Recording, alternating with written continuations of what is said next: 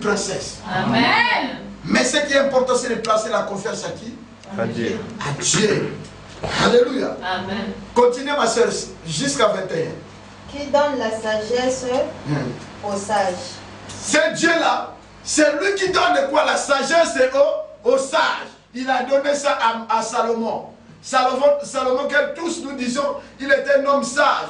Qui lui a donné la sagesse? C'est ce Dieu-là. Et ce Dieu-là ne meurt pas. Dans le livre d'Hébreux chapitre 13, verset 8, il dit, Jésus-Christ est le même, hier, aujourd'hui et éternellement. Yes. Il ne change pas. Amen. Continuez. Et la science à ceux qui ont de l'intelligence. Alléluia. C'est lui qui donne de la science à ceux qui ont de l'intelligence.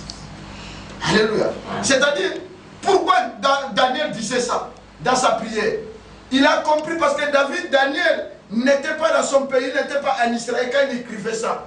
Daniel était à Babylone, amené en captivité avec les Shadrach, les Meshach et Abednego. Ils étaient dans la captivité. Mais cet homme de David, de Daniel, c'était un homme de la prière. La Bible dit ceci, midi, matin, midi et soir, cet homme priait l'Éternel des armées. Amen. Il plaça toujours confiance au Dieu, le Dieu des Hébreux. La Bible dit ceci, cet homme, à un moment donné, il a été jeté dans la fosse au lion. Mais le Dieu, qui est le véritable lion de la tribu de Juda, est venu défendre son enfant. Bien-aimé, même si aujourd'hui, vous êtes jeté quelque part, parce qu'il y a d'autres, ils pensent qu'ils sont en vie, mais en réalité, ils sont déjà enterrés spirituellement. Mais aujourd'hui, vous allez ressusciter. Amen. Vous ne pouvez pas être enterré. Vous êtes à la vie, mais vous ne vivez pas. Vous ne pouvez même pas aller bien manger. Vous ne pouvez même pas aller au restaurant parce que vous avez tout est calculé dans votre vie. Non, non, ça ce n'est pas Dieu. Amen. Amen. Dieu ne peut pas nous laisser comme ça. Le dimanche, peut-être après le culte, vous pouvez peut-être aller manger un petit hamburger, mais vous ne pouvez pas parce que vous avez qu'un petit 30 dirhams pour chercher quelque chose. Bien-aimé, ce n'est pas Dieu. Amen. Amen. Dieu dit dans sa parole, je souhaite que vous prospérez en tous égards. Amen. Comme prospère l'état de vos âmes. Amen. Amen. C'est ça. L'important, c'est de placer confiance en Dieu. Dieu, il est capable de tout transformer. Lisant comme psaume, je suis presque à la fin. Dans 5 minutes, j'ai fini le message. Psaume 30, verset 12. Rapidement. Psaume 30, verset 12. C'est comme un petit enseignement, mais c'est la prédication.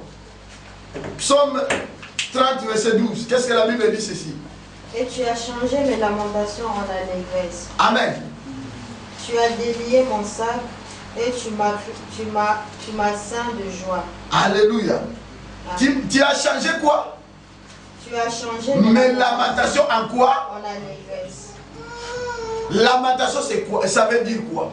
C'est-à-dire quelqu'un qui a des problèmes, qui est en train de se lamenter, de se tourmenter. Mais la Bible dit ceci, il a changé la lamentation en quoi? À l'allégresse, c'est-à-dire à la joie.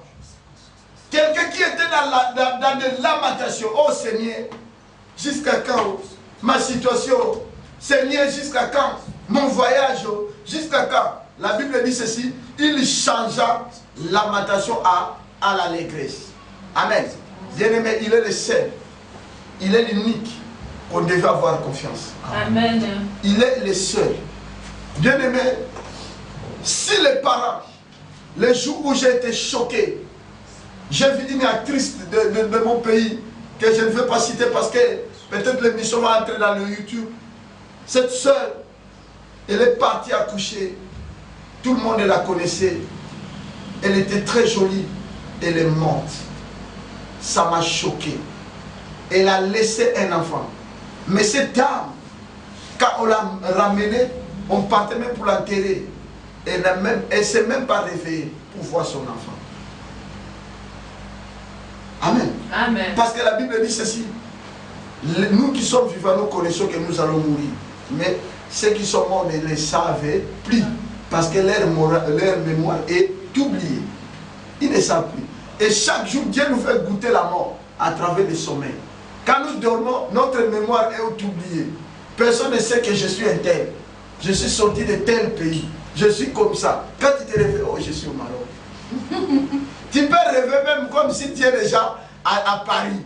Mais quand tu vas te réveiller, ce n'est pas Paris. C'est Sidi Moussa.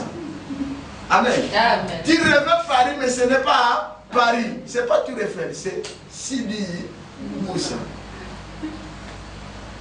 Amen. C'est-à-dire, c'est ça. Vous pouvez passer par des problèmes, par des situations. Bien-aimés, si la Bible nous donne des exemples des gens qui ont passé des problèmes, c'est pour nous fortifier encore de nouveau, pour nous donner confiance, de ne pas abandonner, de ne pas se laisser faire, de ne pas lasser, de continuer toujours à croire que Dieu, il est notre Dieu et il fera quelque chose dans nos vies. Amen. Amen. Alléluia. Amen. Alléluia. Amen. Nous allons prendre le dernier passage de la Bible. J'ai sauté beaucoup de passages parce que je ne veux pas que nous restions toujours collés ici. Amen. Nous allons prendre un passage de la Bible que vous connaissez tous. Luc chapitre 1er, verset 37. Là, c'est lisez ça. Luc 1, verset 37.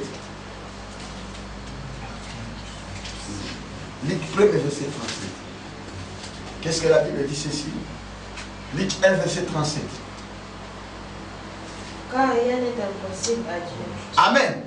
Car rien est impossible à qui? À Dieu.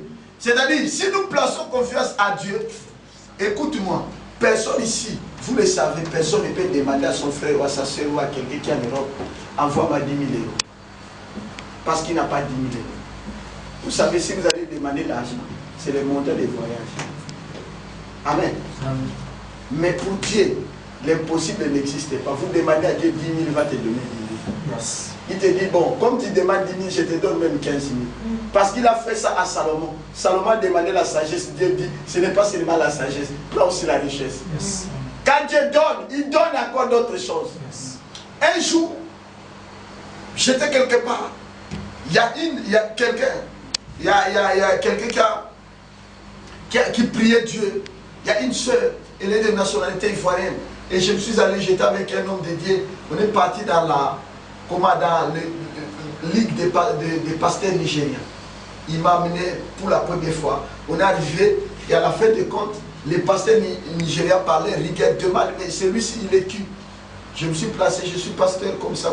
Il dit non, dis-nous où tu es sauté, essayez d'exhorter. J'étais avec l'évangéliste Élisée, j'ai exhorté. Et puis à la fin de compte, on a vu dans le même endroit, on était à peu près plus de 25 pasteurs. Il y a une sœur aussi qui était avec nous, à côté. Et le pasteur demandait, mais toi tu es venu faire quoi? Tu es qui? La sœur dit, je suis venu, celui qui m'a mené, c'est votre secrétaire.